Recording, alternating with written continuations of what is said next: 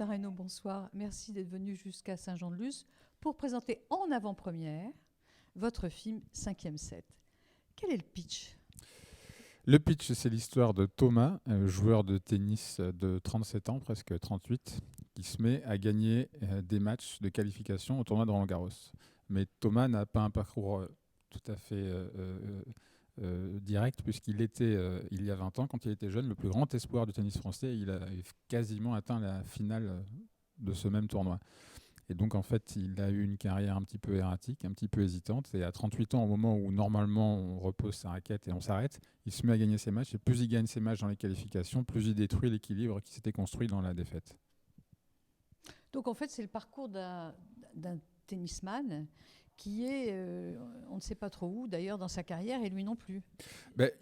Pour le commun des mortels, c'est la fin d'une carrière.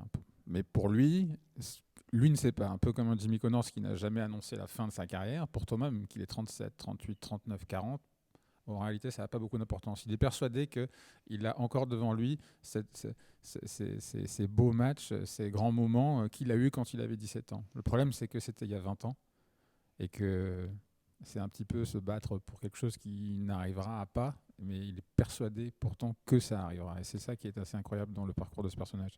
Comment est née l'idée de ce film ? L'idée, c'était que je connais assez bien le milieu du tennis, et c'était l'idée d'offrir aux spectateurs un petit peu les coulisses de ces moments de Roland-Garros qu'on connaît tous pendant le mois de mai, au temps des cerises, assis devant notre télévision, voilà, au moment des examens aussi. C'était de se dire qu'est-ce qui se passe avant ce moment-là ? Qu'est-ce qui se passe avant qu'ils sortent de ce couloir ? Donc moi, ça m'intéressait d'aller dans l'ombre de ce personnage, et c'est ce qui a dicté un petit peu ma mise en scène. C'était d'expliquer comment ça s'était passé avec sa femme, avec son fils s'il en avait, avec sa mère, quand il était plus jeune, quelles ont été ses concessions, la difficulté de ce sport. Et un des éléments aussi qui m'a poussé à écrire, c'était que le tennis a été assez peu abordé au cinéma, et encore moins de manière directe. Il y a un aspect psychologique et physique, une dureté dans ce sport qui le place directement derrière les sports de combat.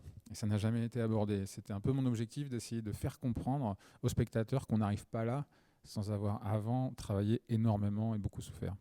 Alors, chose incroyable, étonnante, vous choisissez Alex Lutz comme star de votre film. Enfin, c'est le tennisman.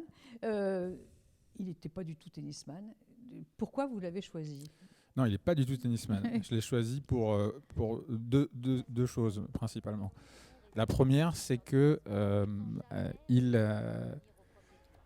porte en lui une nostalgie, quelque chose comme ça qui est de sa personne et qu'il a exprimé dans Guy déjà, et qui exprime dans ses spectacles, dans sa manière de parler, dans sa manière de nous regarder. Il y a quelque chose qui appartient un petit peu au passé, même s'il n'est pas très âgé. Mais voilà. Et ça, c'est quelque chose que moi, je n'avais pas écrit au scénario. C'est quelque chose qui ne faisait pas partie de ce personnage. Donc là, il m'a apporté une couche, en fait, supplémentaire, absolument incroyable. Voilà, moi j'ai découvert ça avec lui, et c'est ça qui a donné la profondeur à ce personnage. La deuxième chose, c'est dans l'aspect plus purement tennistique. Effectivement, il n'avait jamais touché une raquette quasiment de sa vie, il ne connaît pas grand-chose du tennis, mais je savais qu'il avait une très grosse capacité de travail. Voilà. Et ça, pour moi, d'ailleurs, que j'avais quelqu'un en face de moi qui, je savais à peu près qu'il allait répondre présent avec les heures d'entraînement, l'appropriation des gestes, l'incarnation. Je savais que moi, j'allais, avec des doublures, avec quelques effets spéciaux, réussir à faire en sorte que le personnage soit parfaitement crédible. Et c'est ce qui s'est passé. Il est crédible dans tout cet entre-deux, entre les points, où il y a du vrai tennis, où là, on ne peut pas en 5 mois devenir un bon joueur. Voilà, il a rempli ça haut la main grâce à son capacité de travail. Une anecdote de tournage avec lui, ou d'ailleurs sans lui, enfin avec quelqu'un d'autre, une anecdote du tournage. En quoi vous a-t-il épaté sur une scène, par exemple ? Alors justement, en rapport à ça, cette incarnation en fait de l'entre-deux, moi le deal que j'avais avec lui, c'était que entre les scènes de tennis, il soit il soit un joueur de tennis. Je m'en fiche qu'il rate une balle, je m'en fiche qu'il ait le sentiment qu'il n'est pas ce joueur de tennis. J'avais besoin qu'il le soit. Et tous les joueurs de tennis ont des rituels pour la préparation du sac, une banane, un ordre, un grip, une bouteille d'eau, quelque chose qui soit régulier. Et moi, je l'avais scénarisé, parce que moi, j'ai mon propre rituel en tant que joueur de tennis. Et c'est ce que j'ai appliqué au scénario. Et à un moment donné, je lui ai dit, tu fais ça, ça, ça, ça, ça, ça, ça. Et oui, il a commencé à jouer, il a dit, ça me va pas trop, je vais plutôt le faire comme ça. Et il a inversé un peu son rituel. Donc il s'est approprié un rituel de tennisman. Et dès lors que là, il avait fait ça, pour moi, je savais que le contrat était rempli. Parce qu'il était rentré dans la psychologie, il était rentré dans son personnage de manière délicate, et il commençait à se sentir à l'aise avec tout ce décorum de tennis qui lui appartenait, du coup. Il vous a épaté. Mais là, aujourd'hui, le film est fini. Et vous le montrez de festival en festival. Qu'est-ce que ça représente pour vous de montrer ce film en festival? Alors déjà, en temps normal, montrer son film dans un festival, c'est quelque chose de très fort, parce que c'est la naissance d'un enfant, et tout d'un coup, il nous échappe et il vit. Maintenant, pour être tout à fait honnête, dans le contexte actuel, le montrer dans un festival, ça a une résonance encore plus particulière. Parce qu'on le montre à des gens dont la venue est quasiment un acte d'engagement envers le cinéma, envers la culture. Donc en fait, c'est quasiment plus c'est pas le montrer à n'importe qui, c'est le montrer à des gens qui veulent voir et qui veulent avoir du cinéma. Donc en fait, c'est très étrange comme sentiment. C'est que j'ai beaucoup plus envie.